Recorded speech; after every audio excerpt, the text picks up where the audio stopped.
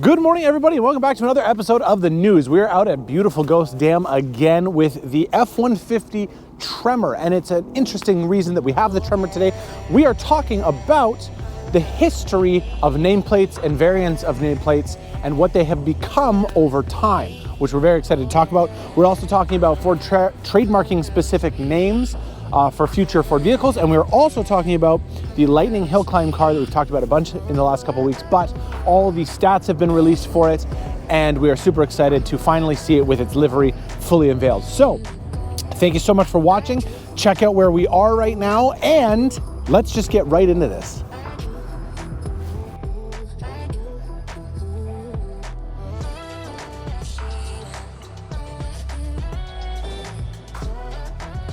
Starting things off, it looks like Ford has filed a patent for the name Ecobeast. Now, the last time they patented this name was back in 2019, when the second generation Raptor's 3.5 liter V6 engine was going to be called Ecobeast, but that never ended up happening. Ford has a tendency to nickname their engines.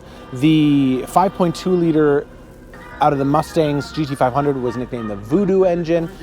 They've had a lot of really cool nicknames over the past little bit, but it looks like they have refiled for the trademark, so that might be for EVs in the future, that might be for high output engines in the future, because right now they have the 3 liter 6-cylinder twin turbo that you find in the Bronco Raptor and the Ranger Raptor, and they also have the high output 3.5 V6 twin turbo that you find in the Raptor. Now, obviously, the engine that is powering the Raptor R, the 5.2 liter supercharged V8, that's got its own name. I'm pretty sure that one is actually called Voodoo, but it's a great name for it regardless. So let us know down in the comments what you'd like to see have that trademark Ecobeast name. Do you think that that would be a vehicle, or do you think it's just a powertrain for a vehicle?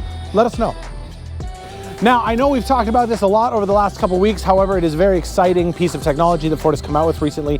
The F150 Lightning Hillclimb car that is going to be taking on Pikes Peak later this year has been fully unveiled. All the information and its livery and all of its big park bench wing in all of its glory. So, a couple of facts. It is going to generate a combined 1,400 horsepower using all of its electric motors. According to the automaker, it utilizes a ton of trick tech to help get that power to the ground, including a fully customizable inboard suspension system, along with insane aerodynamic elements such as triple element front wing, headlight ducts, hood ducts and louvers, front drive planes, side diffusers, rear diffusers, and a multi-element rear wing. That's that park bench that I was talking about. All in all combined, this super truck will generate 6,000 pounds of downforce at 150 miles an hour. That is absolutely insane for a truck. I've said this 1,000 times and I'm very excited to say it again, but when they have these special demonstration vehicles, you had the switchgear Lightning, you have this, you have the Mach-E 1400, all of the insane state-of-the-art technology that they put into those vehicles trickle down into the consumer vehicles over time. So who knows what you're gonna see. You might see a sport F-150 Lightning in the future that utilizes some of this tech. We don't know. We're very excited for it. Let us know down in the comments what you think about the F-150 Lightning super truck that is going to be taking on Pikes Peak.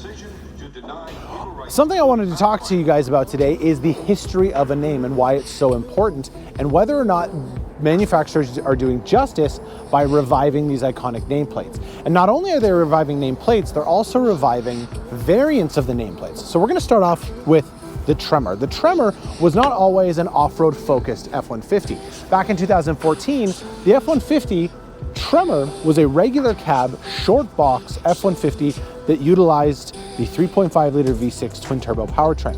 It had high horsepower output, it had agility, it had a great interior. For those of you who remember the FX4 402A package, it had great leather seats, it had heated and cooled seats, it had a touchscreen. For 2014, it was the nicest truck that you could get.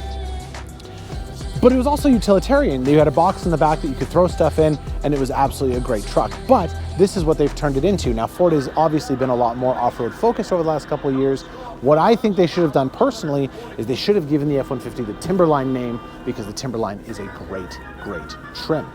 Now, moving on, another trim, a variant of a nameplate that they brought back is the Mach 1 Mustang. Now, back in 2022, I think was the last year that you could buy the Mach 1 Mustang, and it was absolutely gorgeous. It had the right aero package, it had the right wheels on it, it had all the throwback emblems all over it, and it absolutely did the Mustang justice.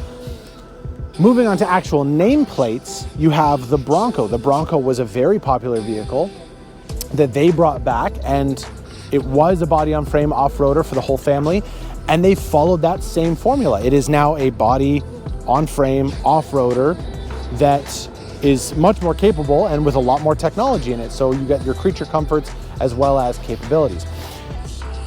One that may not be a hit for people who can remember is the Maverick. Back in the 70s, the Maverick was actually a compact car, but now it is a small truck.